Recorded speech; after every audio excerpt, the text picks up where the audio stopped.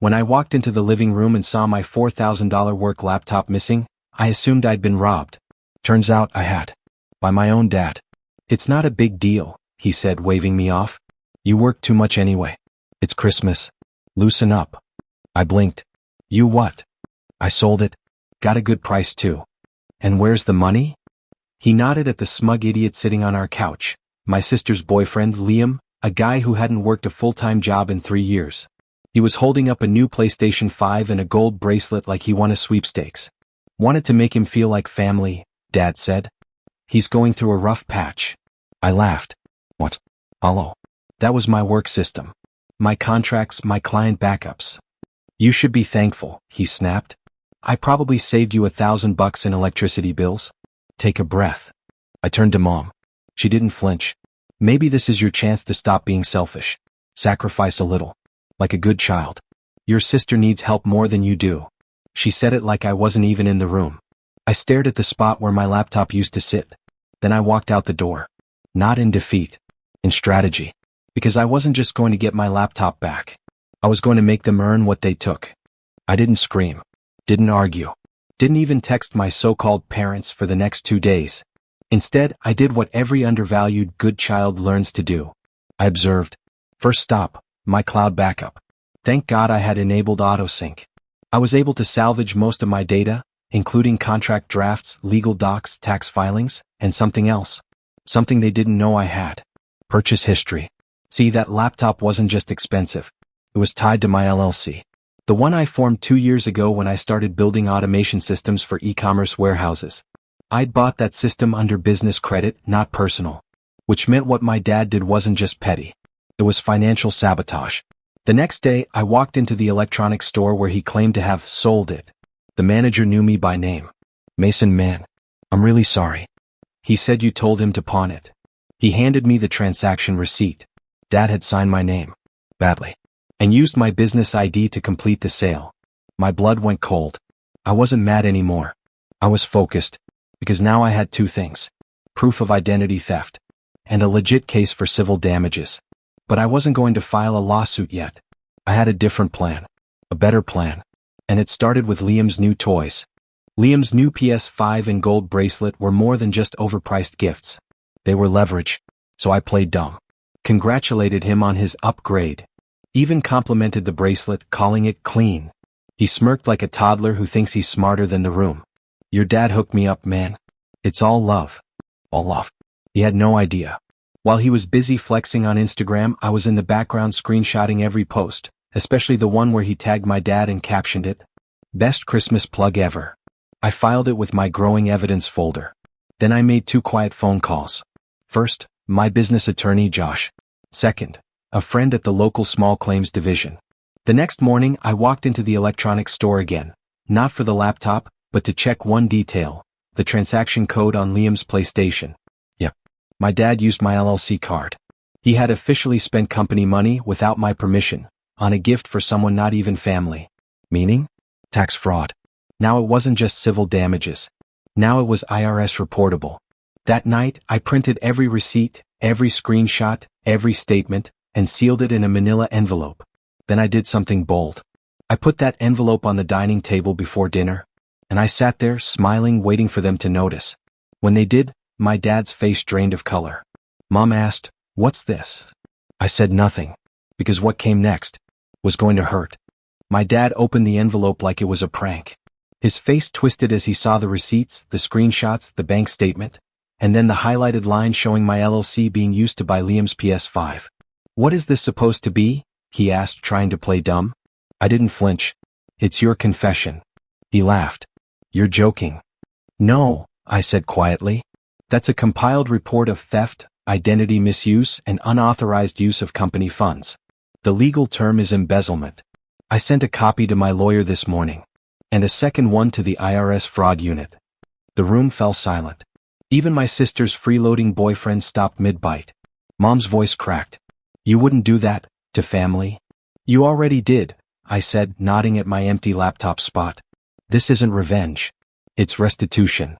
Dad shoved the papers aside and stood. "We'll figure this out. No need to escalate." "I'm not here to negotiate," I replied. but I will give you a choice. I pulled out a second envelope, this one thinner. A written confession. Pay me back the $4,000. Public apology to my clients. And never touch my business again. And if I don't, he challenged. I leaned back, calm as steel. Then you'll have fun explaining to the IRS why you committed business fraud. For a PlayStation. Liam's voice finally broke the silence. Bro, I didn't sign up for this. I turned to him and smiled. Oh, Liam, we're just getting started. The next morning, Liam was gone. Vanished. Took the PlayStation, the bracelet, and even my sister's emergency credit card, which I only found out when she burst into my room crying. He maxed it out, she sobbed. And he blocked me. I looked at her. You mean, he used you? After mom and dad used me? Color me shocked. You don't have to be cruel. I raised an eyebrow. You laughed when dad sold my laptop. She went silent. Later that day I received a ping on my phone, $4,000 deposited into my account. No note. No apology. Just, the money. I knew what that meant. Dad was trying to make it disappear. Pay off the damage and pretend it never happened. But I wasn't finished. Not yet. Because this wasn't about the money anymore. This was about how they saw me. Like I was some robot they could drain until there was nothing left. So I took it one step further. I posted a polite but pointed LinkedIn article titled, What It Means When Your Own Family Commits Business Fraud Against You. I didn't name them. But I didn't have to. Everyone in our circle knew exactly who I was talking about. The article went viral in our town's professional community. Clients messaged me with support. Colleagues offered referrals. But it was mom's text that sealed it. You embarrassed us. In front of everyone. I stared at the screen. And I smiled. By New Year's, the silence in the house was radioactive. Mom barely spoke to me. Dad stayed locked in his office. My sister? She just walked around red-eyed like she couldn't believe Liam ghosted her. But I wasn't interested in their grief. I was building. My inbox was full of new inquiries. Referrals. Consulting offers. Even a TEDx invitation. All because of one article. And then it happened. I got a call from Thomas Whitaker, senior VP of one of the firms Dad had been pitching for months. We'd met once before, but I never thought he remembered me. Mason, he said. Saw your post. Brilliantly handled. We've been needing someone with your automation experience. I smiled slowly. Funny, I said. I think my dad was trying to pitch your team? He was. Keyword, was. That word echoed. Was. By the end of that week, I had a signed consulting deal. High six figures. I moved out the same day, quiet, fast, and final. Mom tried to guilt trip me. You're leaving your family behind? No, I said calmly. You left me behind when you taught me I was only valuable when I sacrificed myself. Dad didn't even come to the door. He knew. And that was enough for me. But what they didn't know. I wasn't done yet. Because while they lost a pawn, I just became the king. 1 week after moving out, I got a text from my mom. We need to talk. It's important. I ignored it. An hour later, another. Your father's in trouble. That client of his pulled the deal. Please come by. Just for a minute. I didn't reply. But I did pull up the client list my dad used to brag about over dinner. And one name stood out. Wellington Industrial. They were featured in the local paper that week. Not for expansion but for backing out of a questionable partnership, after reviewing a certain LinkedIn article. What? Turns out, reputation matters in this town, especially when your son is the one now consulting for your rivals. That night my sister called. Her voice was small. Dad might lose the house. I said, maybe next Christmas he'll think twice before trading his son's tools for someone else's boy toy. She hung up. It wasn't bitterness. It was clarity. I hadn't burned bridges. I'd simply stopped carrying the people who loved setting me on fire. A week later I got an invitation. A charity gala hosted by Thomas Whitaker's firm, black tie only. I walked in alone. But not unnoticed. My parents were there too. And when they saw me shaking hands with Whitaker, their jaws dropped. They weren't angry. They were afraid. Because now, I wasn't just successful. I was untouchable. I stood near the bar, sipping my drink, surrounded by CEOs and partners, when I heard a familiar voice behind me. Son. I turned slowly.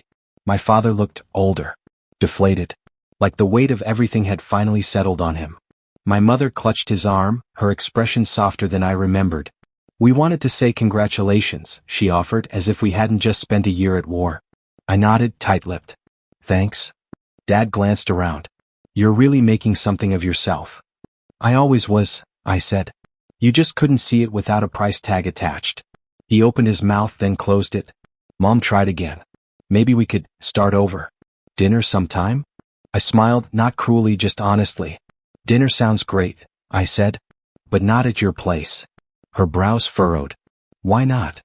Because, I said, stepping back, I don't visit crime scenes. They froze. And I walked away.